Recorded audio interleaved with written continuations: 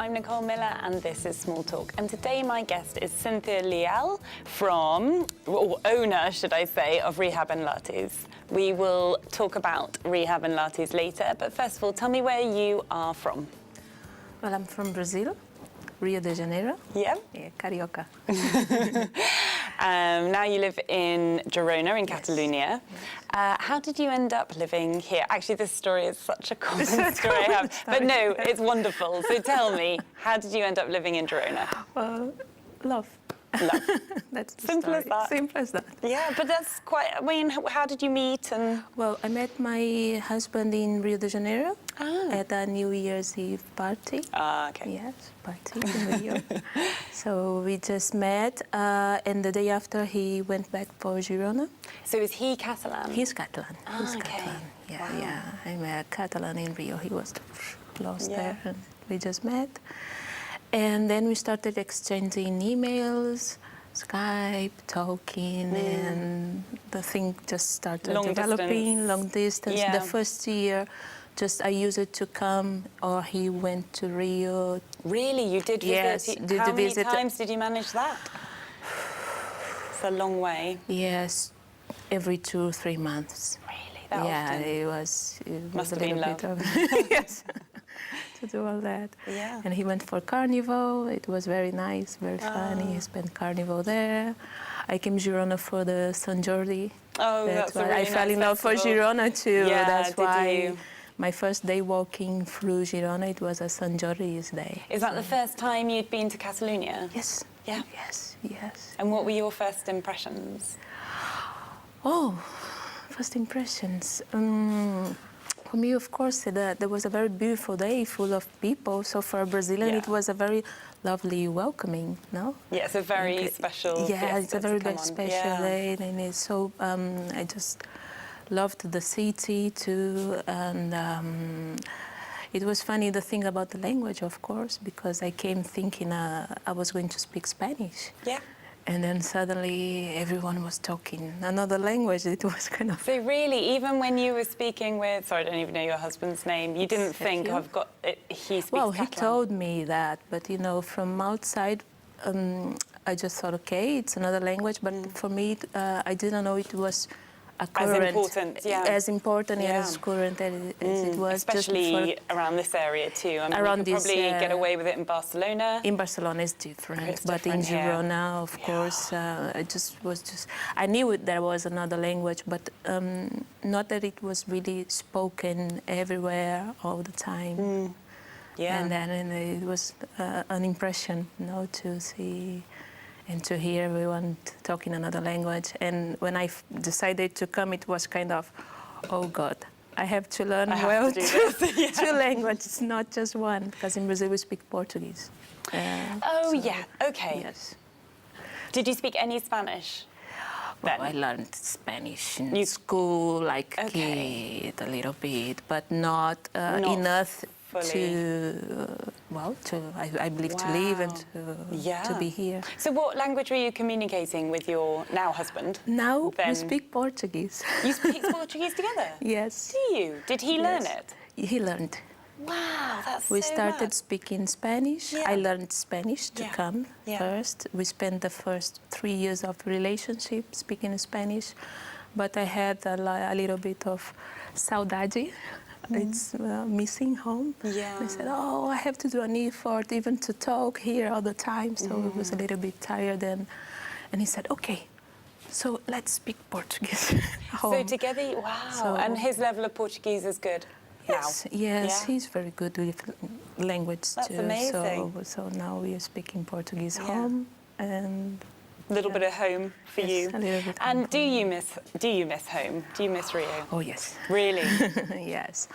You know, I believe that for someone living abroad, there's always a little bit of level of missing, that you just carry with you, and you just learn to deal with that. But it's always there. It's always there. Family is there. Yeah. And how often do you get to go back to Rio and visit your family? It depends. First years, I used to go once. There were years, twice a year. But now I have a baby. And a business. And business, and 1 year old. So with the business it was easier, but now with the baby, he's 1 year old, so it's not so easy to move. Yeah. So they have to come and visit you then? Yes, they came, my parents came, Yeah. and will come again. So. How did they feel about you leaving home and with this crazy long distance relationship you've been getting? I mean, it's a really, it's not around Europe, it's a really long way. It's a little long way. Yeah, and then you just said, it was only about 6 or 8 months, wasn't it? After meeting him? Yes, after dating him, after 6 months, it was like, okay, Mom and Dad, I'm going. So, of course, it was shocking for them, no? Their little girl. It's going all the way to Europe. Yes, it's going all the way to Europe. But they knew that, that was a very good guy. Yeah. I was in love, so... happy ending. Yes, happy ending and accepting, and that's it. Were you in the middle of your studies when you left? Did you finish studies here in Girona? No, I finished my studies 18 years ago, 15 years ago. Okay. And how long have you lived here?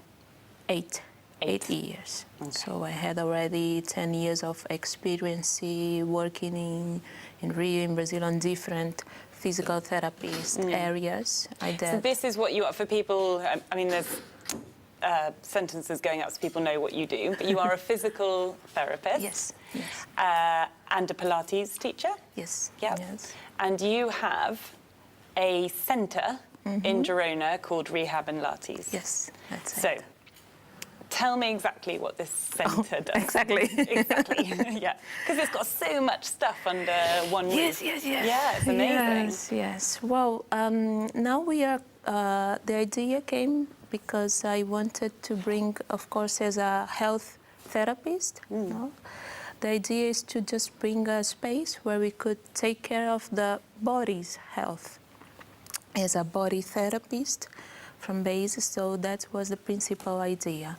Okay. And based on the specializations I had, that were physical therapies, Pilates, postural re-education, and another areas kind of like neurological. Oh, wow. Yes, neurological, children. Yes, I've got pediatric here as well. Yes, pediatric areas. So it's just bring a little bit of that. But the core business is, of course, Pilates and postural re-education. Okay. Okay, so that's the core business of Rehab&lates. Core postural re-education. Yes. So re-education, is this people who've got, so it's just we've all got, actually I'm watching you sitting and me compared to me sitting, so we've all got bad postures, have we? It's much more than the posture you can just put yourself. It's like working in the posture that it's in the background. The base of that where you do not need to do an effort to be. It's just automatic. It's just automatically well. And so it's just kind of changing this motor control to. How long does it take to get it in you where you automatically don't even need to think about the way you walk or sit? Or... It depends on where you start. Yeah. Okay. Of course, there are cases where it's more simple, and there are cases that it takes more work, you know. Especially if you have an injury, it's different if we are having a session or a work that is just morphological, like we call. You just have some spine deviations that we have to just readjust. Or if that is more seriously and we arrive at a point where you have a pain. Yeah. Oh, okay. So you're actually in physical pain all the time. You're actually in physical pain. So depends on when we start. Maybe for you to just, I always ask for the patients, of course, sometimes you have a pain, you want it to just disappear the day after. Patience. It's not as magical like that. Yeah. So at least 3 months just to just work on it. Yeah. Of course, the results, every session we make, we have a little progress, but just to feel it, and you, as you were asking, to integrate, that's the word we say, to integrate in your nervous system. or it's around 3 months working on it. Which actually, in the grand scheme of things, isn't that bad. I mean, 3 months for the, to sort you out. That's the thing I always ask. How long did you take to arrive at that point where you come to me? Oh, since I was 15 years old. I said, okay. It's a lot of work to undo, isn't it? Yes, yeah. So, just because I don't know, you work with a static and dynamic posture. So you explain that to me. And that I understand is 2 muscle chain techniques. So you've got Pilates. Yes. And then something else. And something else. What is RPG? RPG. Yeah. It's global postural re-education. It's a technique that it's been just developed in France by it's Philippe. It's new, is it? No. Oh, okay, sorry. It's new here. New here, okay. New with you. It's not very known here, but it's Philippe Souchard. Okay. And in Brazil and other countries in the world, there are more, people know more developed than here. Oh, wow. Yes. I wonder why that is. But it's amazing for me when I arrived here because it's just close by, the other side of the Pyrenees, and why it's not. Yes. And why do you think? Do you know? Is there a reason for it not being here? I don't know. Maybe we've been talking about the body care. Yeah. That maybe sometimes in Europe it's not very developed. Or actually, I really don't know. I don't guess. It just we have more acceptance in Brazil for the techniques and everything that comes to just take care with the body. Maybe maybe it's very more developed. So you brought it in. Yes, yes, I brought it in. In Girona, for now, there are not very many therapists that can do that. So let me answer your question about what's what that. Is it exactly? We call muscle chains, Especially it's here that I work with the fascia. It's a little bit of that. But we're working with the fascia just to reorganize more the micro deviations. Okay. For example, you have a shoulder, there it's a head. Yeah. But you're not a shoulder, you are a whole. Yeah. A whole body. Okay. So if I make an adjustment just in this head, in the shoulder, maybe you just move your head. Slightly. It's like the compensations, we say. It's just going at another area of your body. So that's why sometimes you go to a therapist and he makes something, so you have a contractor, okay, my shoulder now, I have no pain, it's okay.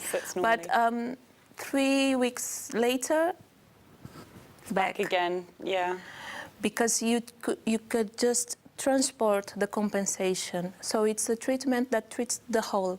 I put you in a posture, a specific posture, and when I make the adjustment of the shoulder, you compensate with your hair, I make the adjustment with the head, and so like just moving going, just from, how do you say,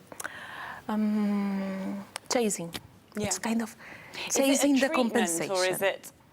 It's a treatment. It's a treatment. It's a treatment. Yeah. It's not Pilates-like exercises. It's a treatment. It's making an individual session. Okay, so we have different postures. Okay. And then after doing that more micro adjustments, like we say, we go to the global adjustments. Okay. In the dynamic. With Pilates, we make the dynamic part, and with the RPG, we make more the static part. So the two go together so really the two go together very well. So if you have an injury, maybe back pain or hernia or whatever, sometimes you have a vertebra that it's not very well on a good position, we could say. So we have to make this very micro readjustment. See the compensations, okay, the compensation's gone, so let's go to the dynamic part, Pilates. Pilates and work with it, yes. Amazing. So the other things you have under your roof is you have an osteo. Yes. Chinese medicine? Chinese medicine, no. No? Not okay, yet. I've got that wrong. Pilates we've spoken about. What, out of interest, what is Dot Pilates? What is? Stott Pilates? Stott Pilates. Is that what it's called? Yes. Is that just... No, that's the school where I've been. I did the Pilates just based on the Stott Pilates. It comes from United States, so we have different Pilates kinds of schools.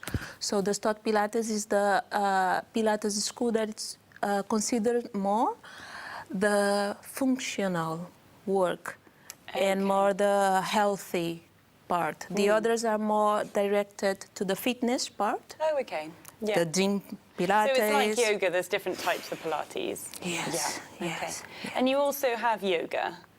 We also have yoga. Yes. So talk to me about the difference between yoga and Pilates then. I mean, who would benefit from which one? So in yoga we work more in the, like I would say,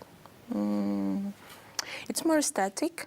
So Pilates have more dynamic. So we have those persons, sometimes there are a person that comes to me, they say, okay, I know I have to work on more on the stretch part and strength too, but I cannot be just staying there still for so long. To move.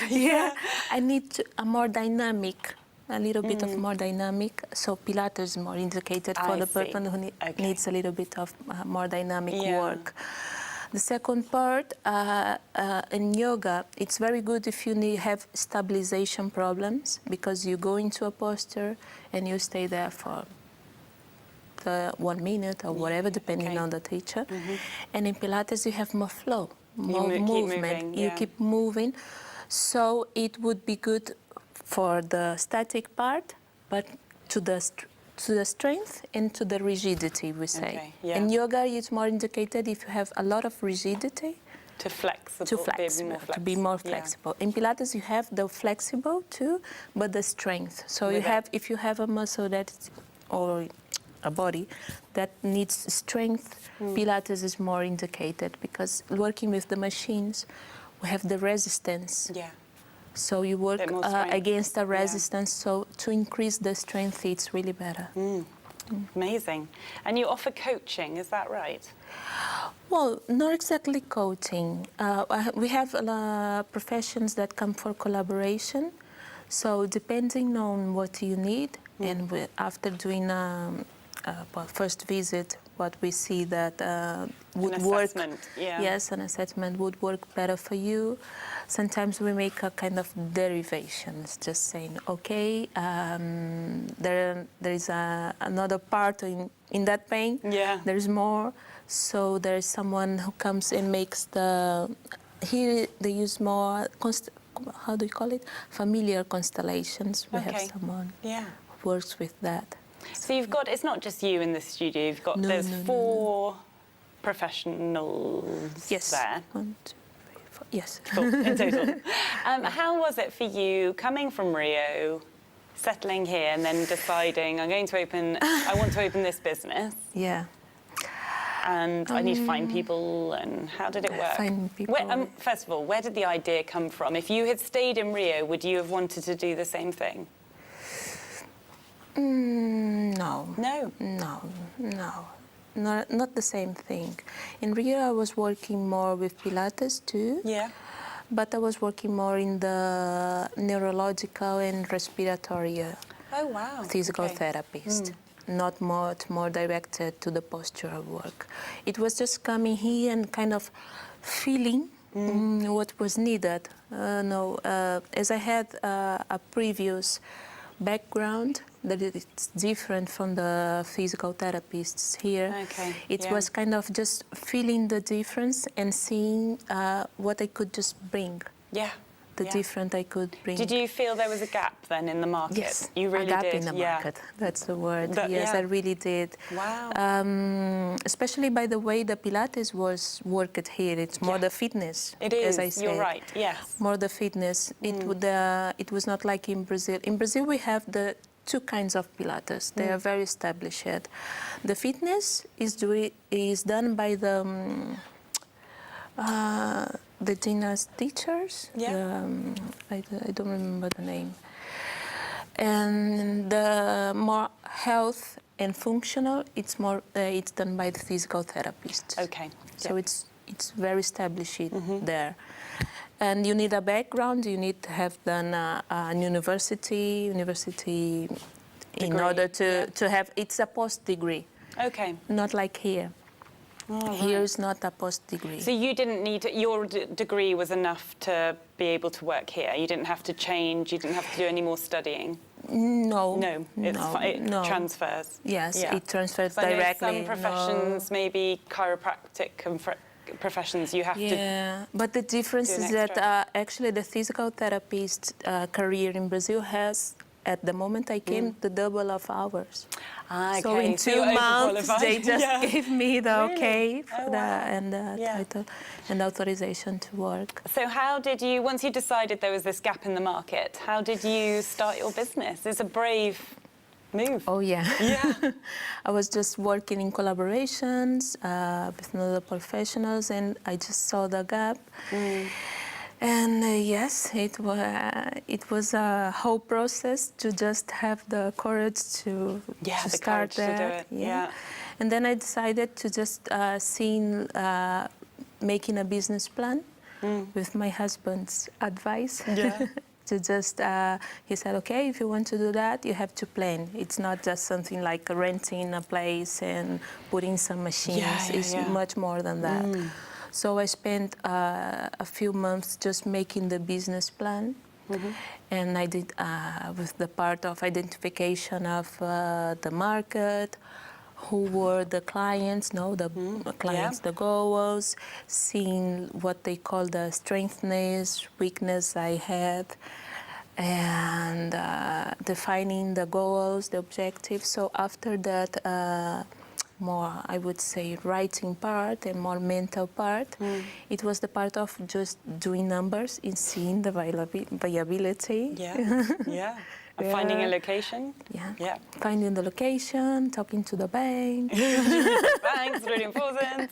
How did you find the other 3 people who would work with you?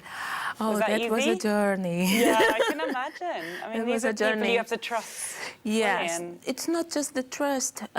It was the knowledge too. Is of course the strengthness of making something different.